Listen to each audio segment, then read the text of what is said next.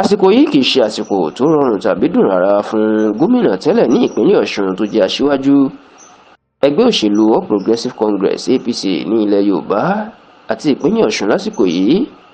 olóyè Abdulkareem Bísí Àkàndé pẹ̀lú bí bàbá náà bó ṣe pàdánù ọkọ ọmọ ẹ̀ ìyẹn amòfin Oyèdélé Clement Akíntọ́lá tó jẹ́ ọkọ ọmọ obìnrin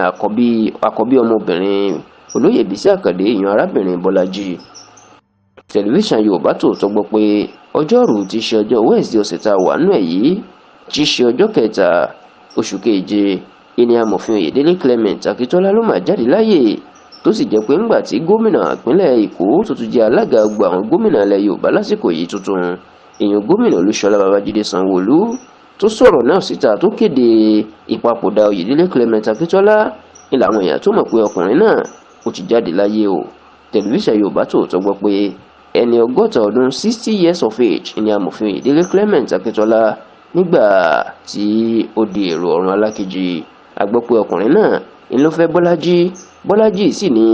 àkọ́bí ọmọbìnrin ìyẹn ọmọbìnrin tó dàgbà tí olóyè Bísí Àkàndé tí ó bí. Látìgbà tí ìròyìn ikú Oyèdélé Clement Akíntọ́lá ti jáde làwọn èèyàn ni wọ́n ti ń kí olóyè Bísí Àkàndé ni wọ́n ti ń kí ikú ara fẹ́ra kù